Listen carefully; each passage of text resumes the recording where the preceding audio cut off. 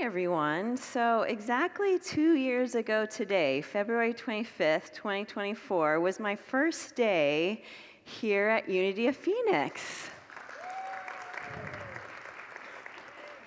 It was a Sunday. It was my very first Sunday, and they just threw me right in and said, give 2 talks.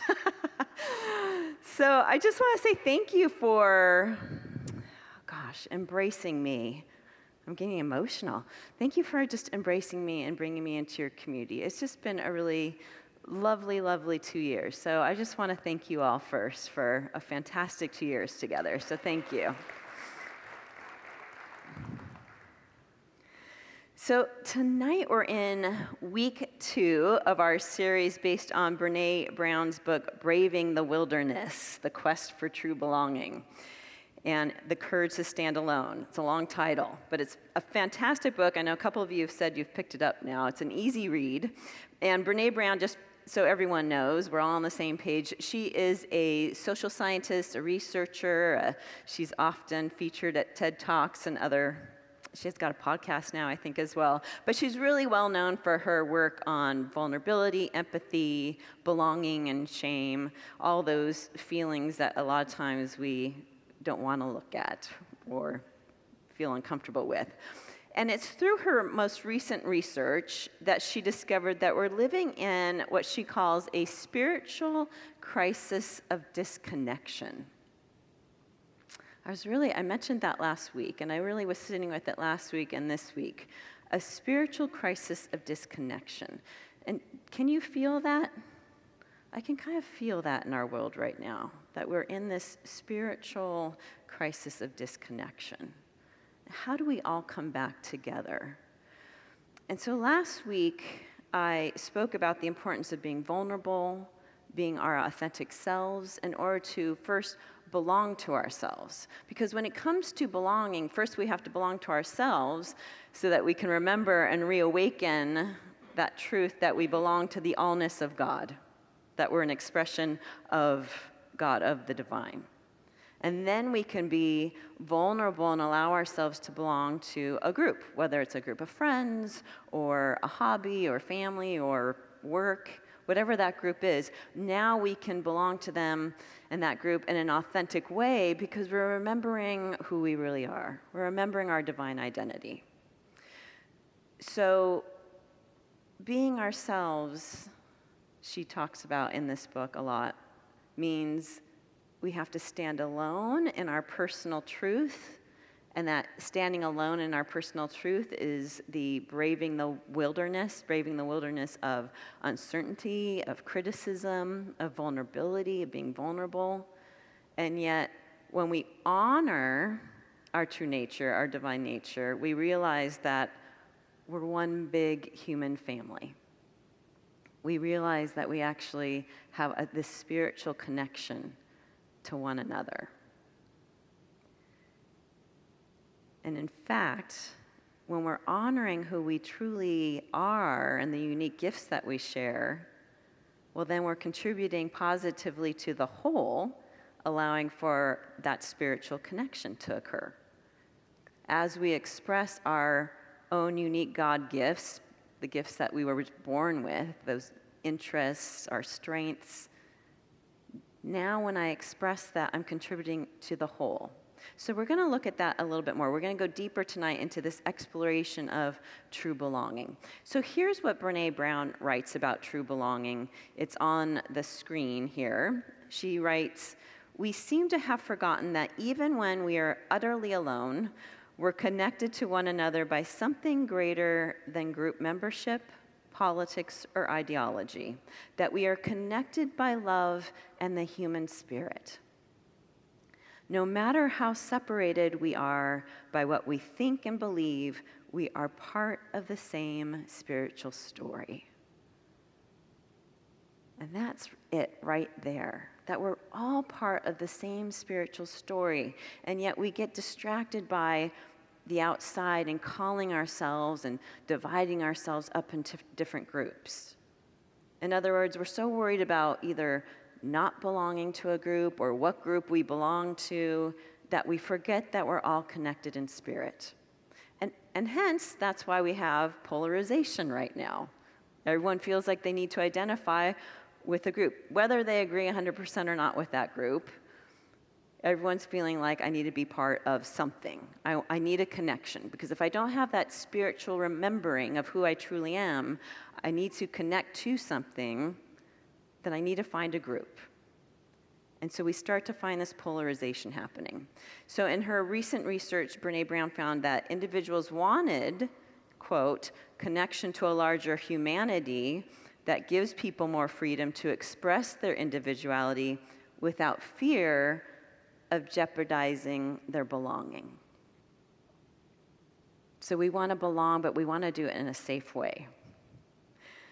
And she emphasizes this idea that the struggle for people seeking true belonging is spiritual. It keeps coming back to spiritual. Not religious, not a dogma, but instead what binds us as human beings. And here's the thing, everyone. I believe that our souls are longing to be one, to be in harmony with one another, because that's our true essence. Our true essence at a soul level is that we are all one from the same infinite spirit, that same energy, Star Wars, the Force. Separateness is not really our true nature. Oneness is. And so really what our souls are trying to do is we keep trying to come back to and be connected to one another. So how do we get there? How do we get to true spiritual belonging? And she mentions that in her 2010 book, The Gifts of Imperfection, she had a definition of belonging, and then she updated it to true belonging. So here's her definition now of true belonging here on the screen.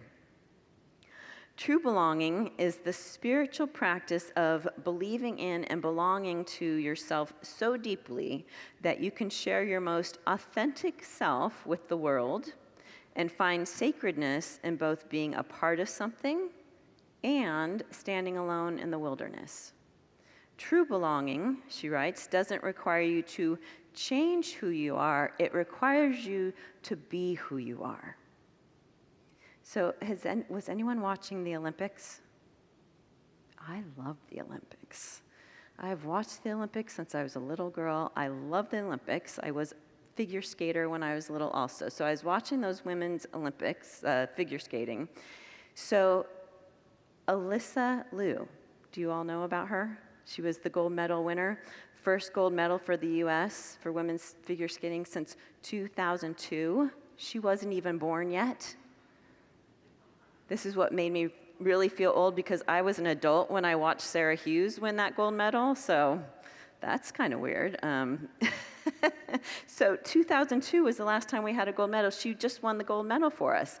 She started skating when she was 5. She won the national championship when she was 13. She was the youngest to ever do so. She went to the Olympics 4 years ago. She came in 7th, and at the very tender age of 16, decided to retire. Because she said, I don't have my own life. I don't have agency over my own life. I want to be a teenager. So she became a teenager at the age of 16. She went out and she started doing teenager things. She actually went to UCLA. She's there now. And she went on a ski trip with some friends 2 years ago, only 2 years ago.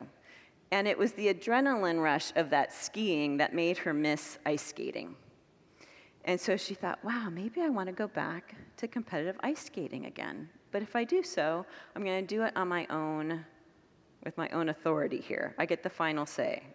So she went back to her coaches. She said, I'm doing this on my own terms. She doesn't stick to a grueling schedule. If there was a concert she wanted to go to, she went out to a concert with her friends. She didn't diet. She doesn't diet. Thank you, girl. She has final say over her skating costumes, music, choreography, because now she sees skating not just about winning medals, but about a creative expression. She says, I skate because I want people to see my creative expression. Her hair is striped. Did you all see this? She has big, wide stripes. And some of her coaches said, the judges and some of the ice skating higher ups are not going to they're not going to like that. You might be concerned about your look. And here was her response, and it reminds me of last week with Brene Brown, who was asked to wear the suit to the conference to speak, and she changed her clothes and said, nope, I'm showing up with my jeans and my cowboy boots. So here's what Alyssa Liu said when her coaches said, we're kind of concerned about your hair. She said, I told them, if they tell me to dye my hair back, I will quit. If they don't like it and they want to give me less scores or treat me differently, that's on them. If I change my hair, it's going to be because I want to. So I was watching the Olympics, because like I said, love the Olympics, and I'm watching the figure skating competition, and the other women skating looked like they had the weight of a medal on them. They were very intense. They were very serious. You could tell there was nerves there. And then Alyssa came along, and she skated to Donna Summer, of all things. And she was joyous. It was absolute joy. You could not tell that she wanted to get a medal. She was just out there having the time of her life. Juan and I were saying she doesn't have any nerves in her. She's just having a great time. And guess what? She won gold. The point being, she belonged to ice skating again. But more importantly, she truly belonged to herself. She belonged to herself again. She belonged to ice skating, competitive ice skating, but more importantly, she brought her own authentic, true self, true belonging to the group. And so how do we have this true belonging? And Maya Angelou says this about belonging. She said, the price is high, the reward is great. And if we want true belonging, then we need to realize, just like Unity's fifth principle says, that it takes action. We need to take action. True belonging is not passive. It's not just about joining a group and now you have true belonging. True belonging is, like all spiritual practices, a practice. It requires us to get uncomfortable, to be true to ourselves while staying connected and authentic with other people, to have weird hairdos, to wear jeans at the business event when they tell you to wear a business suit. As Brene Brown says, true belonging is living from our wild hearts rather than our weary hut. I like that. Living from our wild hearts instead of our weary huts. So first we belong to ourselves, and then we allow for true belonging with others. Now there's going to be 4 practices that we'll go into with even more depth over the next 4 Wednesdays. But they don't necessarily sound easy, they sound challenging. One is people are hard to hate close up, move in, speak truth to BS, be civil, hold hands with strangers, strong back, soft front, wild heart. Those are about taking action. They're challenging. But to truly belong, we need to start breaking down the walls that divide us. Abandon our ideological bunkers. Live from the awareness of our divine nature as loving awareness that's connected to all living beings. Not easy right now during these times. But we're here. We're the ones to take up that call. How can I live from the awareness of being loving awareness, my divine nature, connected to all living beings, the oneness of the universe? How can I live from that understanding as I reach out to another person? We need to have intentional, open hearts with people who are different from us. That involves listening, not just hearing, but listening. It means looking for shared joy and pain. It means being curious, not defensive. And it means finding moments of connection and togetherness. So that's the ones that I've been really trying to focus on myself, with family, even friends who might have different ideological beliefs as myself. How can I find connection and togetherness? How can I connect with that shared joy and pain as human beings, as spiritual beings having a human experience? And it comes down to trust. Trust is huge to true belonging. Trusting yourself, trusting another, being trustworthy to others. Here's what Brené Brown says. She says, to brave the wilderness and become the wilderness, we must learn to trust ourselves and trust others. So there's a great story in the Bible that reminds us about trusting others that are different than us. So it's the Samaritan woman at the well. It's John chapter 4. So Jesus is leaving Judea. He's on his way back to Galilee. It's a long walk. He has to go through Samaria. And there's a well there. He's tired. He's hot. He's thirsty. So he sits down and he drinks from the well. And while he's sitting there drinking from the well, the Samaritan woman comes to draw water from the well. And he speaks to her. Now, this is a big deal for a man, for a Jew, for someone of a higher class, a prophet. Jesus is crossing all sorts of cultural, religious, gender boundaries to speak to this woman at the well. This is what has divided them for generations. Everything about this encounter is socially unacceptable. And yet he doesn't avoid the moment. He speaks to her. He doesn't even try to deny their differences or point out their differences. He doesn't shame her. He doesn't argue. He doesn't try to persuade her to his beliefs. He just engages. He's present. He's compassionate. He's honest. From a unity perspective, we would say that this is Christ consciousness recognizing itself in another. That even from the outside, even though it doesn't look like we are one, we're the same, but the divine in him is recognizing and calling forth the divine in her. He's not seeing her as a label. He's not seeing all of her past mistakes. He's seeing her as a sacred being standing before him. And she speaks honestly, and she questions him. She owns her story, and she's got a story. She's had 5 husbands, and the one she's with now is not her husband. She owns it. Because he says, you have 5 husbands. The one you're with now is not your husband. And she's like, yeah.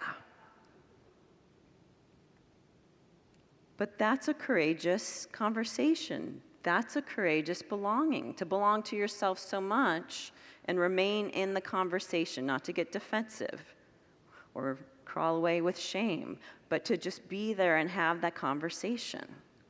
So part of the lesson here of true belonging is that true belonging is not without the absence of tension. It is the presence of love, sometimes within the tension. And then something beautiful happens in this story. So this woman becomes the messenger, even though she's an outsider really in her own city and community. And again, she's a woman, so that's even lower class. But she goes back to the city and she shares with them the story of her interaction with Jesus.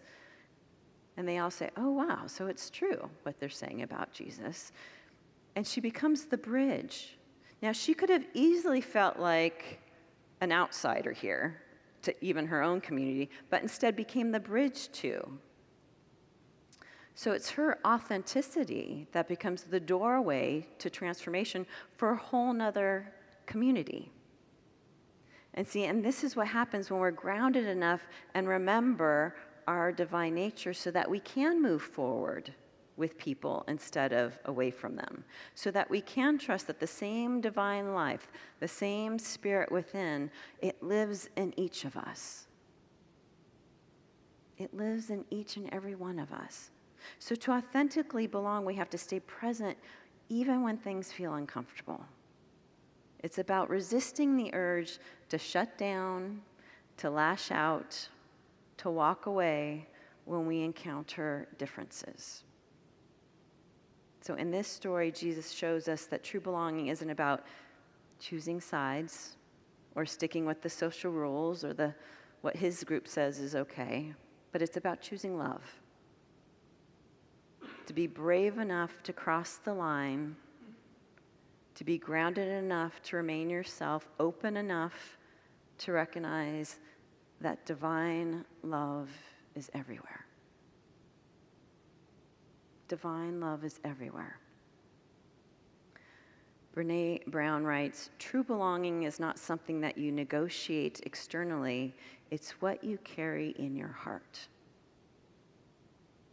It's what you carry in your heart. It's finding the beauty in being part of the allness of that spiritual connection, while you also honor your own path alone, which we saw in the examples both of Brené Brown and Alyssa Liu. And it involves trust. So Brené Brown shares that there's 7 elements to establishing trust. Again, trust with ourselves, but trust with another person. How can we do that for our own relationships? How can I take this on? So she has an acronym, goes with the book. It's braving. So 7 elements to establish trust, braving. So the first one is B, boundaries. Being willing to say no and to respect others' boundaries. What is okay and not okay to do? Honoring their no. And holding your own boundaries. When we hold our own boundaries, it's like when we raise our kids. They know that we have these boundaries, then they know I'm safe, I'm loved. Same thing with our relationships. The next element in trust is the R, reliability. You do what you say you'll do. You don't overpromise, you don't underpromise, you're realistic. You say what you're going to do, what you said you'll do. Then the next is A, accountability. Own your mistakes, apologize, and make amends. How many people have friends that you've had a long time, and it's because each of you have been able to say, I'm sorry. It was on me. I apologize. Those are our deepest friendships, our deepest relationships. The ones where we own our own mistakes, apologize, make amends, and forgive one another. Another way to build trust, she says the V is vault. Vault means keep it in the vault, keep it confidential. Don't share information or experiences that aren't yours to share. Whenever I'm up here, I've always asked my family if I can share the story before I share it. But even within personal conversations, you know you feel safer and trust someone if you know that whatever you have to share with them, you know that they're not going to go out and tell this friend and this family member. So we keep it in the vault. For trust, we need I, integrity. Choosing courage over comfort. Choosing what is right to do over what is fun and easy and fast. Here's a good one. Practice values rather than simply professing them. Don't say it, show it. Follow up your words with your actions. Integrity is about practicing our values rather than simply just saying, here's my value. Show up and take the action towards it. And that's what builds trust within our relationships and within our larger communities. N, non-judgment. That we can ask for what we need from each other and share feelings with one another with no judgment, no criticism, again, no gossip. That I can share with you and just know that you'll just hold my heart, that you'll just listen, and there won't be judgment or criticism there. Doesn't that feel good for you? And so then we offer that to someone else, and trust is built. And then the last is G, generosity. Extend generosity with your intentions, words, and actions. This includes, of course, being generous with yourself. being generous. So braving. Braving is how we build trust. And when we build trust, we build community. In building community built on trust, then we build true belonging. Here's what she says. True belonging doesn't require you to change who you are. It requires you to be who you are. It requires you to be brave, to be braving. Brave to remember who you are. It's that you are a spiritual being having a human experience, that you're an expression of infinite spirit, of a wise universe, and to know your divine identity and to express it. So we brave the wilderness not by winning arguments, but by choosing connection. Because when we're anchored in the divine presence within us, then we can move toward one another with compassion. Then we can move with one another even during disagreements, because we can be that bridge instead of a barrier. So true belonging is to open your heart to those who are different, to allow for human and spiritual connection while continuing to honor your own uniqueness. Because ultimately, true belonging begins with us. And that wraps up our week 2, chapter 2 of our series, Braving the Wilderness, everyone. Blessings.